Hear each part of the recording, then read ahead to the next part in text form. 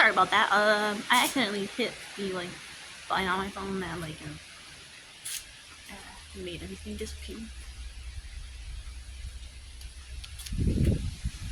Well, it's a little bit chilly out today. I'm waiting for my grandma to finish getting ready.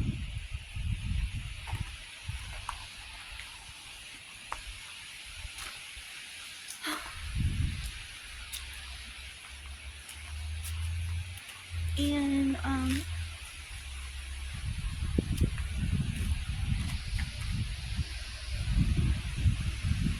we're gonna go deliver food to my grandma's cousin today because she's like in a nursing home and she's like severely obese and doesn't like the nursing home food, so she wants like Wendy's and whatever my grandma gets her. And my grandma's the only one who actually like helps her out. None of her other family members do, like her son don't. Like I think they don't really like her because all she does is ask for food, I guess. And just is miserable, you know. She can't move because her like legs have that like bloated thing. I've never really met her though, because I don't think we're allowed in her room or something in the nursing home. But yeah, my grandma's literally like just the sweetest person, and she helps everyone out even when she should.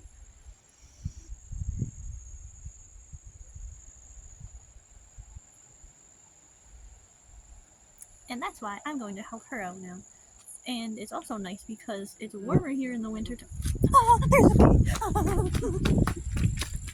Oh my gosh, I'm so sorry, guys. A bee almost just landed on my finger as I was recording. A hornet. Gosh. Hopefully he doesn't come back here. So yeah. Oh my gosh.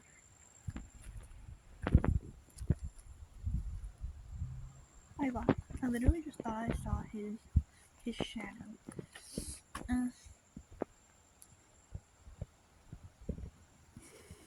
So yeah, it's like, I don't know.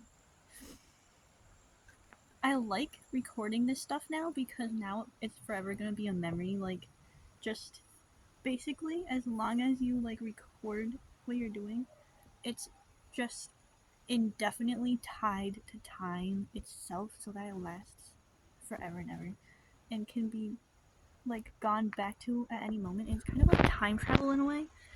So the fact that more people don't do that is like great. Maybe they just don't realize how like cool video recordings are. Same with photos, but video recordings you get more than just the visual. You get like the audio, and yeah, that's really the only extra thing. It would be cool if somehow they were able to integrate like sense of touch and taste and smell into technology like recordings, but I don't really think that's possible. Like, I mean, back then they probably wouldn't even think it was possible to have just audio and video concrete in time for the rest of forever, like the existence of technology. But now we have that. And honestly, if you think about what it would mean to have the other three senses, as well as audio and visual, being able to be like encapsulated by a artificial like computer, like if you think about it, that's kind of weird because that's basically like, well, it basically is time travel.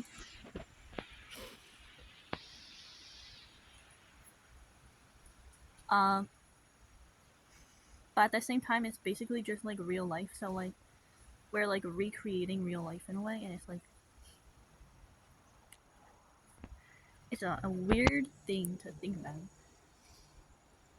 Like, we're just, is the main goal in inventions just working towards being able to live forever and like make things last throughout all of time and external pressures? Because I was thinking about how like plastic is a good alternative to wood, like for porch building, you know, because the reason I think that is because there's literally plastic like replicas of wooden planks that my uncle got for my grandparents' porch, which they're gonna be replacing in a few days. Like a week. Like less than a week, um like 5 days. And basically the plus side, which is what makes it more like desirable, is the fact that plastic takes so many fold longer to decay and decompose. But then when you think about that, is that a good thing in terms of the longevity of the planet altogether? Or are we just hyper fixated on like the little things in life that make our own individual and selfish desires easier to like, we're catering to maybe part of ourselves that we shouldn't be, you know? Because if everyone were to choose plastic instead of wood for porching, well, they'd have to find a way to be able to decompose plastic in a safe way that doesn't release toxic chemicals into the air or into water or anything else. Which, if they're able to make it, um, which I'm pretty sure when they make plastic, it probably does release toxic chemicals anyway. But I don't know. I mean, I'm sure they could find a way to decompose it. But how are you really supposed to do that other than like using extreme heat or like pressure? And pressure is just gonna not really help because it's already pretty compact. I mean, it could just be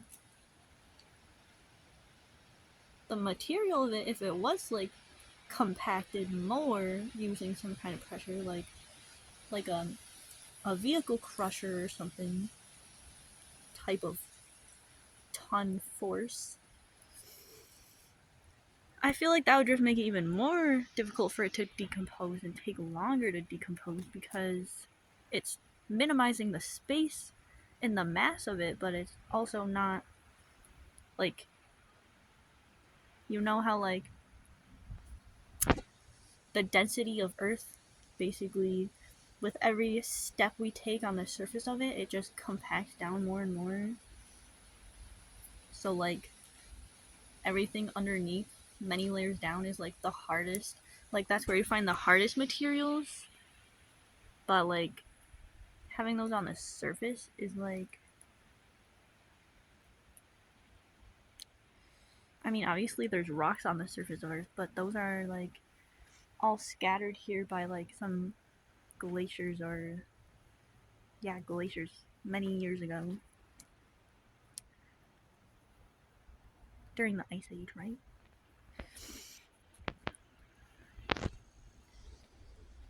So if they weren't able to think of a way to decompose plastic as fast and efficiently and safely as they're able to create it, that might cause issues. Because, I mean, we're not able to eat plastic.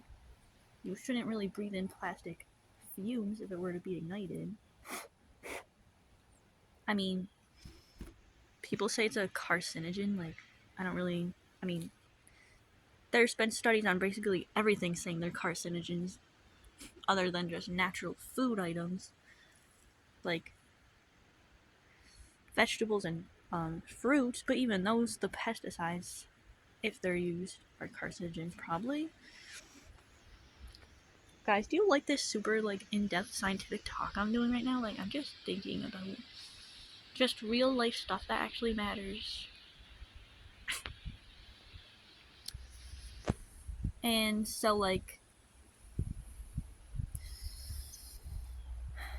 plastic is obviously a factory made thing. You're never going to find it in nature. You're going to only find that in some kind of factory that was already man made, but now the man made thing is now making something. So now it's factory made.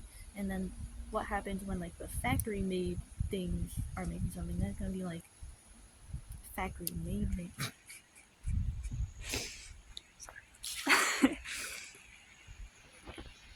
But we're basically just it seems to me we're straying further away from life itself the closer we get to just whatever factories create.